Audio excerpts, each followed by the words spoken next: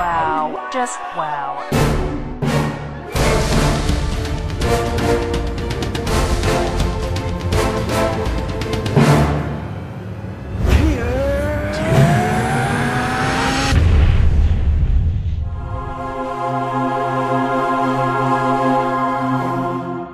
Hello Xbox owning humans and welcome to the NExUS. What is the NExUS, I hear you ask? Thanks. The NExUS is your one-stop show for everything Xbox 360 delivered weekly into your console via interpipes. Coming up on this week's show. On this week's NExUS, which is being broadcast from inside your house, annoying horror game characters get their comeuppance, we salute the common zombie, and Hydrophobia proves once and for all that wetter really is better. But before all that, this!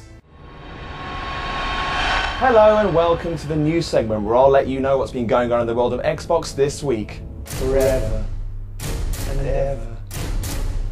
What's that? Oh, we've only got 2 minutes. For minutes, 2 minutes. Anyway, here are this week's chilling top stories from the Xbox world. I wasn't ready, we were supposed to do that bit together. Oh, shut up. We knew it was coming, but Dead Space 2's long-touted multiplayer mode has finally been revealed.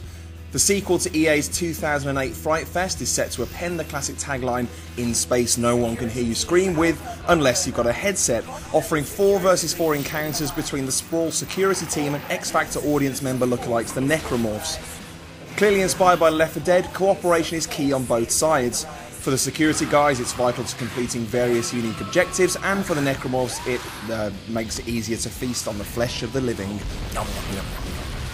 As if Dead Rising 2 Prologue Case Zero wasn't already a tasty Xbox exclusive gift to fans of the first game, Capcom has confirmed that it's not done spoiling us yet. Case West is a downloadable, playable, and yes, Xbox 360 only epilogue that unites DR2's Chuck Green with the series' original hero Frank West. Little has been revealed so as not to spoil the conclusion of Dead Rising 2, but it has been confirmed that Frank's photography skills are still intact, and that he'll assist Chuck as your co-op partner in multiplayer, or as an AI character when playing on your lonesome. A release date? Don't be daft.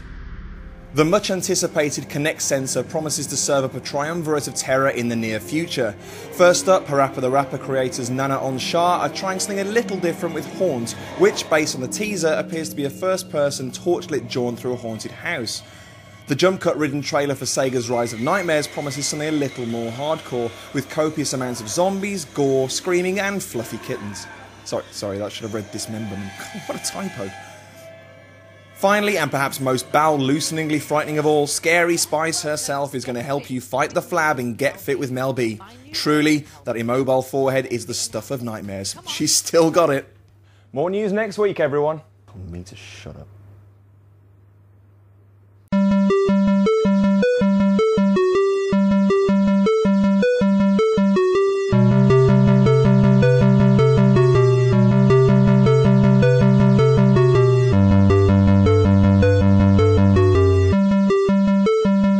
Hello there, I'm Edgar Wright and I have no strong feelings either way about the NExUS. Oh hi, I've been sat here for a while with nothing to do but think. Think about how annoying most characters in horror games are. These characters in particular. Now feel my revenge! Look, Alfred, we don't mind if you want to live alone in a giant mansion, dress up as your cryogenically frozen sister, and caper about the place taking inept potshots at us with a sniper rifle while dressed in a ball gown. That's fine. Could you do it with a less annoying voice, though? What? No!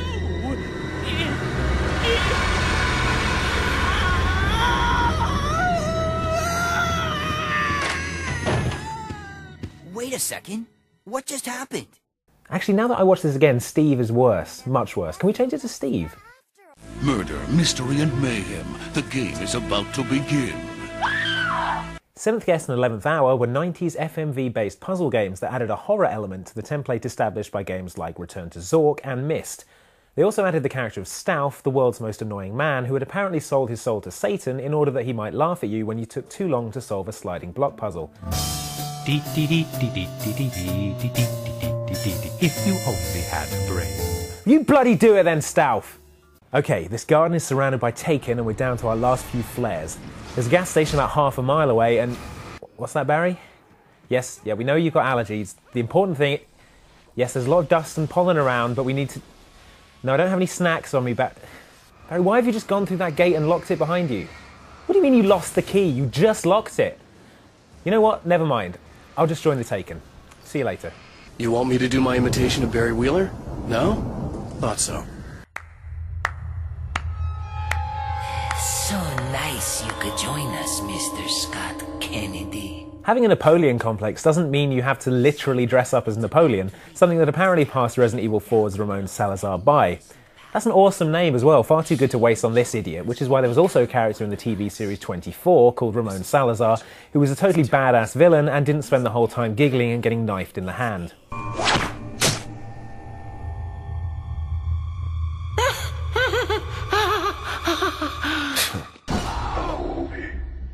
In the Saw movies, the Jigsaw Killer at least seems to have some sort of purpose. His victims are subjected to ironic punishments, like when the drug addict has to retrieve a key from a pit full of used syringes. Appropriate. Think about your crimes, etc. In the game, the Jigsaw Killer seems to have left all his attempts at ironic suitable punishments go out the window in favour of fuse puzzles. Maybe Detective Tapp was a terrible electrician before he became a cop and his faulty wiring led to some innocent deaths? If that's the case, the game isn't good enough to let us know.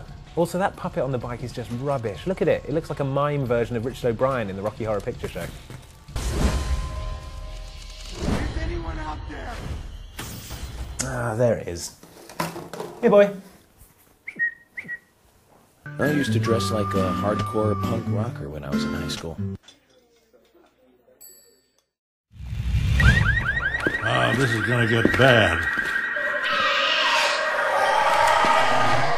Zombies are corpses reanimated by dark magic or weird science or a comet or something that exists solely to feed on the living and turn them into zombies themselves, or ride motorbikes and fight sharks if you've got a bad enough DVD collection. The myth of the zombie originated in the spiritual belief system of voodoo, where they would be used as labourers by evil wizards. But it was through the medium of film that zombies began to gain significant cultural prominence, thanks to films like 1943's I Walked with a Zombie and George Romero's original Dead trilogy. However, arguably no medium has embraced zombies as wholeheartedly as video games. From the shambling, lab-coated undead of Resident Evil, to the jack-booted demons of Wolfenstein, right up to the sprinting ghouls of Left 4 Dead, zombies are the video game equivalent of bacon. They just make everything better. Reloading! Zombie gaming reached new heights in 2006 with Dead Rising, which works on the premise that if you fill a shopping mall with zombies and give the player a ridiculously diverse armory to chop them up with, and the option to wear hot pants and a horse's head while doing so, the most fun ever will ensue. And it almost did, the only drawbacks being a clunky save system and endless missions where you had to escort incredibly stupid NPCs. However, Dead Rising 2 looks set to fix these issues, as well as introduce even more elaborate ways of making sure those shambling jerks actually stay dead this time. Here's series producer and genuine reanimated corpse PEGI and Afunes tell us more about Capcom's new undead baby.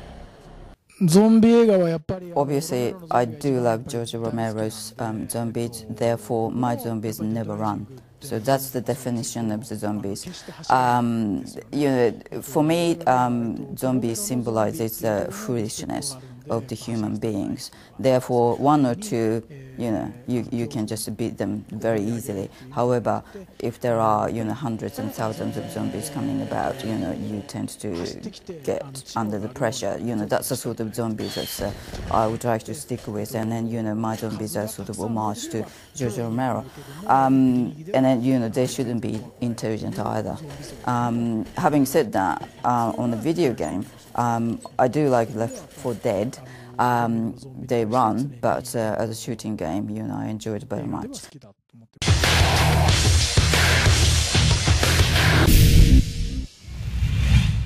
Okay, so we're playing Hydrophobia. It's a downloadable survival horror game for Xbox Live Arcade, based around water. And you've played this for your review for official Xbox magazine, haven't you, Mike? It's pretty good. Very, very pretty game. Pretty enough almost to be put in a box, but they've stuck it on Xbox Live Arcade instead. Yes, I applaud that decision. So, Hydrophobia, fear of water, is that right? Water and hydras. Hydras. And many-headed beasts. Hydrogen. Yeah. Anything and with hiding. That. And hiding. Hide really? and seek. Hiding phobia. It's a crippling disability. Yeah, I can imagine. Yeah, so the main thing about this game is obviously the water, which you're wading through as we speak. With trivia, it's actually all gin. It's fizzier than real water. Because it looks more like gin. Yeah. It looks more like water in game. Yeah. For you to use. Well, it's because obviously, you know, in a game. The graphics not quite as real as real life. So yeah, they use gin instead. Okay, so aside from the water, I assume there are other enemies that you're fighting in this. Not as formidable, but there are other enemies. Mainly skinheads. Right. Called Malthusians. Okay. These are the guys. Their slogan is "Save the world, kill yourself." Yes. Yeah. Which is nihilistic. It's a bit of a do as I say, not as I do thing, because they're all alive. Yeah, that's true. Well, they're not really living by their own maxim if they're wandering around alive. Yeah. Maybe they could just run up to you and kill themselves in front of you, thus traumatising you. Maybe Like, that's their like a attack. Yoshimitsu move from Yeah, just run themselves through, and you lose like 3/4 of your health. Yeah, so you're mainly drowning terrorists, or setting them on fire, or electrocuting them. You do get a gun later, but it's well, yeah. You can use the gun to you can use the gun to shatter windows and cause water to pour in, or blow up exploding barrels. Yeah. This is a ship with a lot of exploding barrels on it. Right. Yeah. Is that their main cargo? Is that what they're transporting? I think so. Yeah. Okay. It's a shipment of exploding barrels. So I guess the reason this works is because the water physics are so good. So Yes. you can everything you imagine will happen actually does happen because this behaves like real water. Yeah, you can kind of apply logic to all of the battles, or just, I don't know, run around flailing and hope that everyone drowns. Yeah. Which does occasionally happen. Can you just wait for the ship to fill with water and everyone drowns and you win? Sadly not, no. Right, so obviously you reviewed this, you enjoyed it. Why should people check Hydrophobia out? I think it sort of sets a new standard for downloadable titles. So I genuinely think this is the most impressive downloadable title that we've seen in a long time. It kind of picks up where Shadow Complex took off, where it's a real substantial, meaty experience. It looks great, and the water stuff is genuinely unique. So yeah, the combat is unlike anything you'll have played before, so it's definitely worth checking out.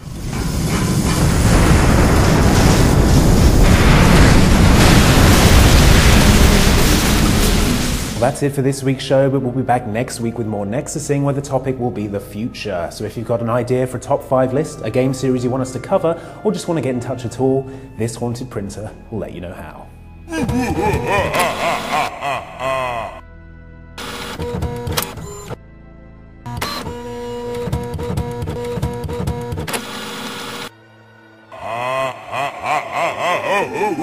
Thanks, Haunted Printer. See you next week, everyone.